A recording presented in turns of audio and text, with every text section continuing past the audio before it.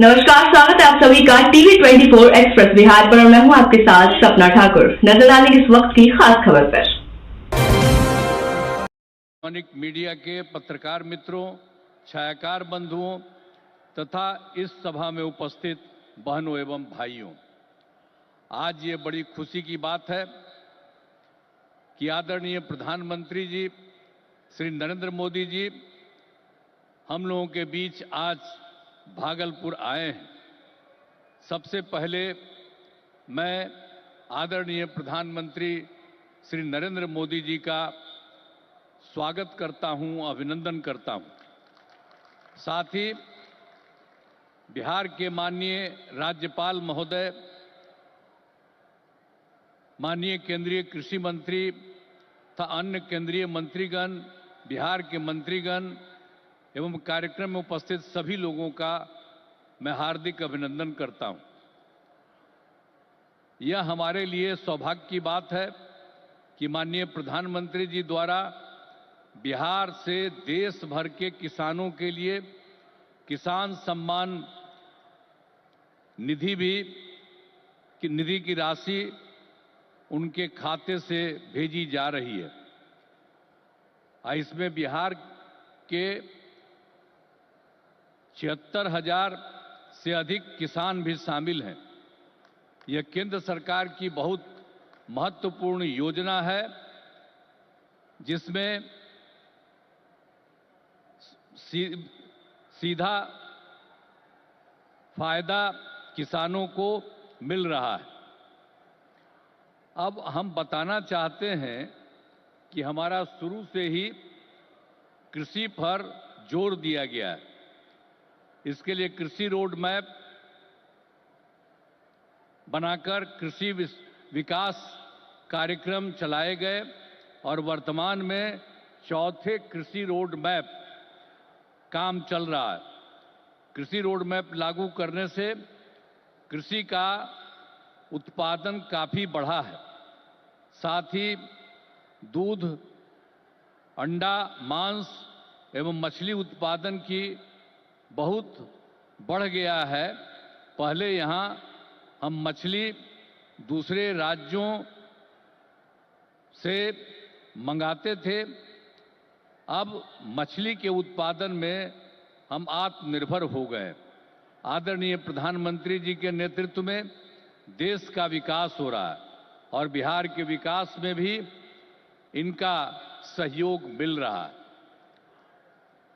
पिछले बजट में, अब जो पिछला बजट इन्होंने इस बार के चुनाव में शुरू हुआ, आर्थिक सहायता के रूप में सड़क, उद्योग, स्वास्थ्य, पर्यटन, बाढ़ नियंत्रण के लिए बड़ी राशि देने की घोषणा की गई। अब इस वर्ष के बजट में भी बिहार में मखाना बोर्ड, ग्रीन फील्ड एयरपोर्ट की स्थापना, पश्चिमी कोसी नगर के लिए वित्तीय सहायता, राष्ट्रीय स्तर के 7 प्रसंस्करण संस्थान की स्थापना एवं पटना ITI के विस्तार की घोषणा की गई। यानी पिछली बार सरकार बनी तो उस बार भी उन्होंने बहुत जगह, 5 जगह विशेष तौर पर खास करके, और इस बार तो और कई जगहों पर इन्होंने काम किया। तो इसीलिए इन सब चीजों के बारे में हम आदरणीय प्रधानमंत्री श्री नरेंद्र मोदी जी को हृदय से मैं उनका अभिनंदन करता हूं, धन्यवाद देता हूं। अब बिहार की प्रगति में केंद्र का सहयोग सराहनीय है। और हम लोग जो आए यहां सरकार में, कब आए? 24 नवंबर 2005 को, और उसमें हम लोगों ने सरकार बनी थी। तब से हम लोग बिहार के विकास में लगे हुए हैं और सभी क्षेत्रों में तेजी से विकास हो रहा है। लेकिन याद है ना, जब हम लोग आए थे पहली बार सरकार में, तो उस समय क्या स्थिति थी आप जानते हैं। शाम के बाद कोई घर से बाहर नहीं निकलता था। ये बुरा हाल है। जगह जगह लोग तरह तरह की बात करते, लेकिन जो लोग भी शासन में थे तो आप समझिए शाम में भी घर से बाहर नहीं निकलते थे। और साथ में समाज में कितना विवाद होता था। हिंदू मुस्लिम का भी झगड़ा वो लोग करते रहते थे। वोट मुस्लिम का ले लेते लेकिन झगड़ा करते रहते थे, होते रहता था। अब पढ़ाई का हाल खराब था, इलाज का पूरा इंतजाम नहीं था उन लोगों के टाइम में। सड़कें बहुत कम थी और जो थी उसका बुरा हाल था। अब बिजली तो बहुत कम थी। देहाती इलाकों में कहां कोई बिजली थी। अरे पटना राजधानी, वहां पर बिजली जो लगाए रहते थे उसमें क्या था, मुश्किल से 8 घंटा बिजली होता था। यही हालत था उस समय का। और उसके बाद हम लोगों ने कितना काम किया। किसी प्रकार का अब डर नहीं है। राज्य में प्रेम, भाईचारा और शांति का माहौल है। सभी क्षेत्रों में जैसे शिक्षा, स्वास्थ्य, सड़क, बिजली, पानी पर काफी काम किया जाता है। और 2005-06 में राज्य का बजट मात्र 28,000 करोड़ रुपया था। यानी उस समय जो सरकार वो लोग बनाए थे, तो हम लोगों की सरकार तो आई थी 2005 में, 24 नवंबर 2005 को तो सरकार पहले से बनी हुई थी। तो उसमें क्या था, बजट मात्र 28,000 करोड़ था।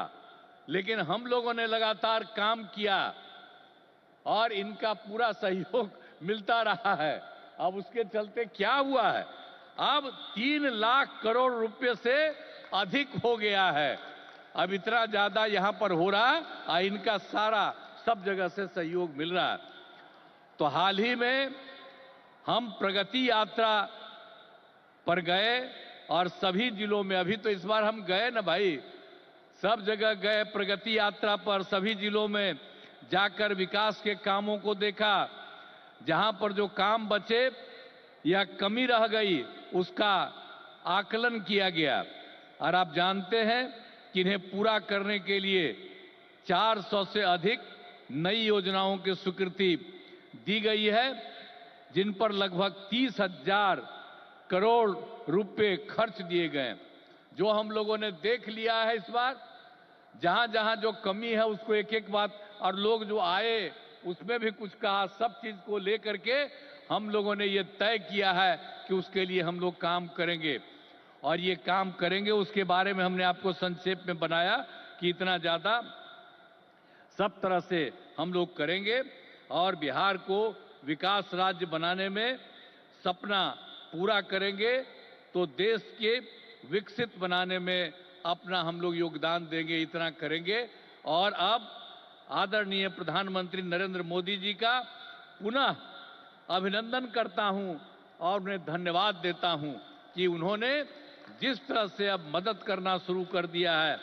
और इसके साथ ही बिहार के माननीय राज्यपाल महोदय का भी को भी मैं इज्जत करता हूं एवं इस कार्यक्रम में जुड़े सभी अतिथियों का भी मैं आभार व्यक्त करता हूं। और इस कार्यक्रम के आयोजन हेतु केंद्र एवं राज्य सरकार के सभी अधिकारियों एवं कर्मचारियों को धन्यवाद देता हूं। और आदरणीय प्रधानमंत्री जी आ गए हैं और ये बहुत सारी बातों की चर्चा करेंगे।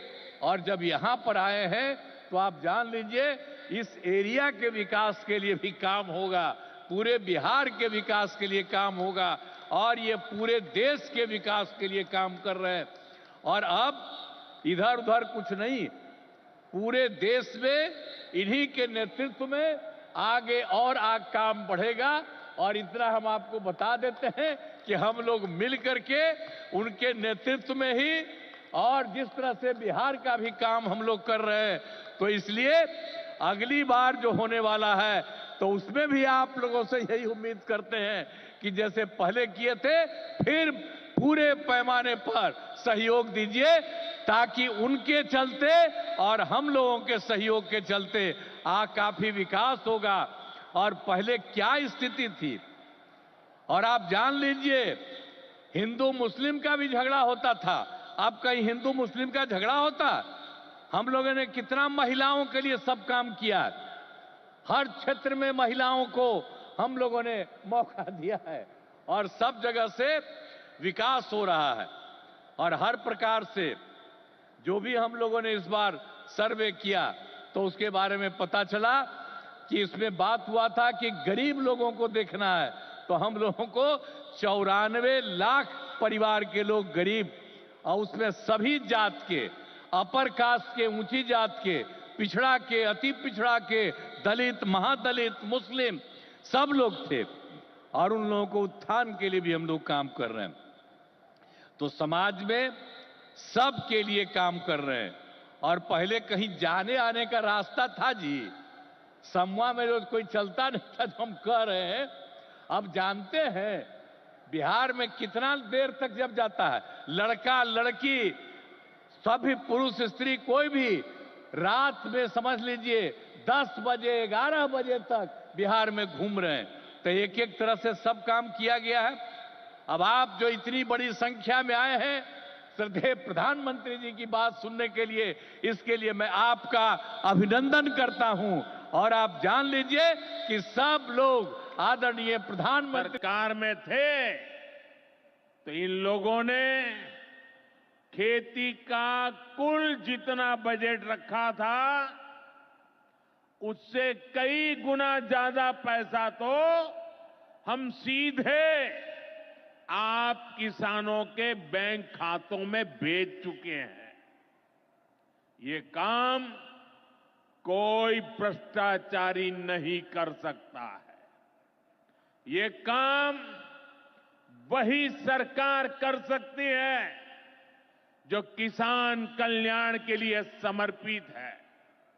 साथियों, कांग्रेस हो, जंगल राज वाले हो, इनके लिए आप किसानों की तकलीफ भी कोई मायने नहीं रखती। पहले जब बाढ़ आती थी, सूखा पड़ता था, ओला पड़ता था, तो ये लोग किसानों को अपने हाल पर छोड़ देते थे। 2014 में जब आपने एनडीए को आशीर्वाद दिया तो मैंने कहा ऐसे नहीं चलेगा। एनडीए सरकार ने पीएम फसल बीमा योजना बनाई। इस योजना के तहत 2.25 लाख करोड़ रुपए का क्लेम किसानों को आपदा के समय मिल चुका है।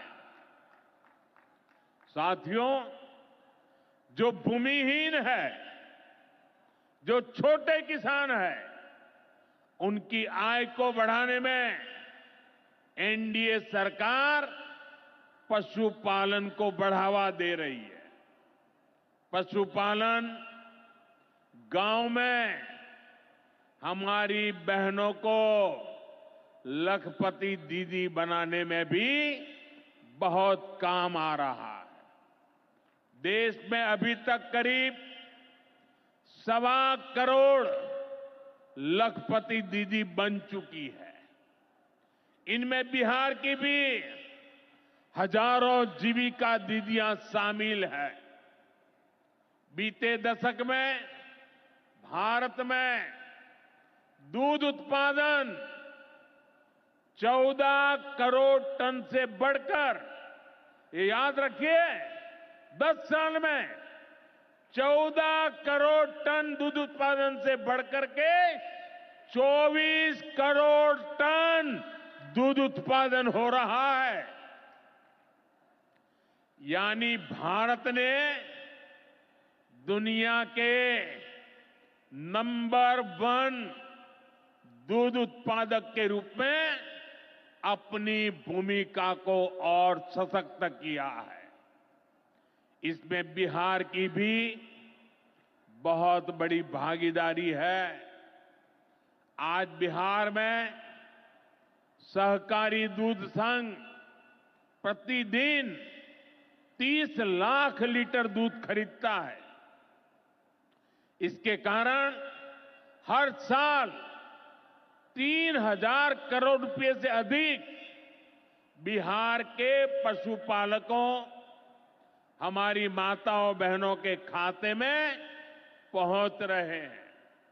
साथियों, मुझे खुशी है कि डेयरी सेक्टर को बढ़ावा देने के हमारे प्रयासों को राजीव रंजन जी, हमारे ललन सिंह जी बहुत ही कुशलता के साथ आगे बढ़ा रहे हैं।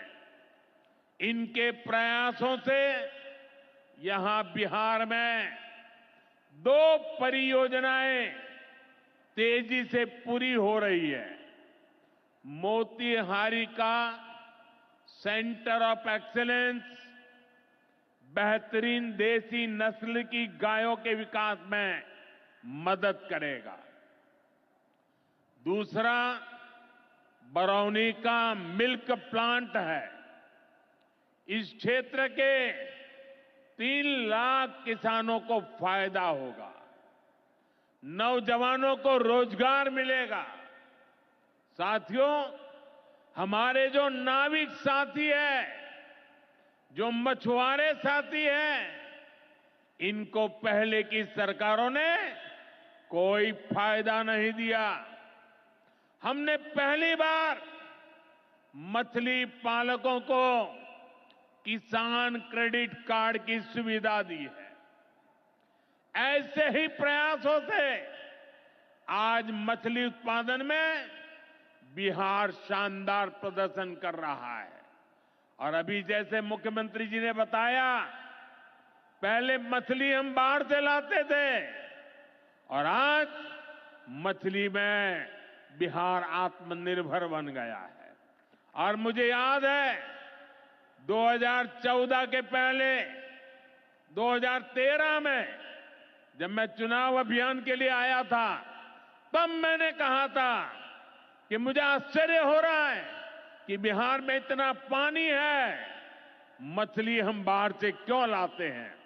आज मुझे संतोष है कि बिहार के लोगों की मछली की जरूरत बिहार में ही पूरी हो रही है।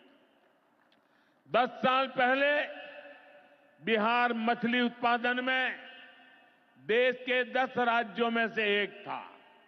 आज बिहार देश के टॉप 5 बड़े मछली उत्पादक राज्यों में से एक बन चुका है। फिशरीज सेक्टर पर हमारे फोकस का बहुत बड़ा फायदा हमारे छोटे किसानों को हुआ है, मछुआरे साथियों को हुआ है। भागलपुर की पहचान तो गंगा जी में रहने वाली डॉल्फिन से भी होती रही है। ये नमामि गंगे अभियान की भी बहुत बड़ी सफलता है। साथियों, बीते वर्षों में सरकार के प्रयासों से भारत का कृषि निर्यात बहुत अधिक बढ़ा है। इससे किसानों को उनकी उपज की ज्यादा कीमत मिलने लगी है। कई कृषि उत्पाद ऐसे हैं जिनका पहली बार निर्यात शुरू हुआ है, एक्सपोर्ट हो रहा है। अब बारी बिहार के मखाना की है। मखाना आज देश के शहरों में सुबह के नाश्ते का प्रमुख अंग हो चुका है। मैं भी 365 दिन में से 300 दिन तो ऐसे होंगे कि मैं मखाना जरूर खाता हूं। ये एक सुपर फूड है जिसे अब दुनिया के बाजारों तक पहुंचाना है। इसलिए इस वर्ष के बजट में मखाना किसानों के लिए मखाना बोर्ड बनाने का ऐलान किया गया है। ये मखाना बोर्ड मखाना उत्पादन प्रोसेसिंग, वैल्यू एडिशन और मार्केटिंग ऐसे हर पहलू में बिहार के मेरे किसानों की मदद करेगा। साथियों, बजट में बिहार के किसानों और नौजवानों के लिए एक और बड़ी घोषणा भी की गई है। पूर्वी भारत में फूड प्रोसेसिंग इंडस्ट्री को बढ़ावा देने के लिए बिहार एक बड़े केंद्र के रूप में उभरने वाला है। बिहार में national institute of food technology and entrepreneurship की स्थापना की जाएगी। यहां बिहार में कृषि के क्षेत्र में 3 नए सेंटर ऑफ एक्सेलेंस की भी स्थापित किए जाएंगे। इनमें से एक हमारे भागलपुर में ही स्थापित होगा। यह सेंटर आम की जर्दालू किस्म पर फोकस करेगा। 2 और केंद्र मुंगेर और बक्सर में बनाए जाएंगे, जो टमाटर, प्याज और आलू किसानों को मदद देंगे। यानी किसान हित के निर्णय लेने में हम कोई कसर बाकी नहीं छोड़ रहे। साथियों, आज भारत कपड़े का भी बहुत बड़ा निर्यातक बन रहा है। देश में कपड़ा उद्योग को बल देने के लिए अनेक कदम उठाए जा रहे हैं। भागलपुर में तो कहा जाता है कि यहां पेड़ भी सोना उगलते हैं। भागलपुरी सिल्क, टसर सिल्क पूरे हिंदुस्तान में मशहूर है। दुनिया के दूसरे देश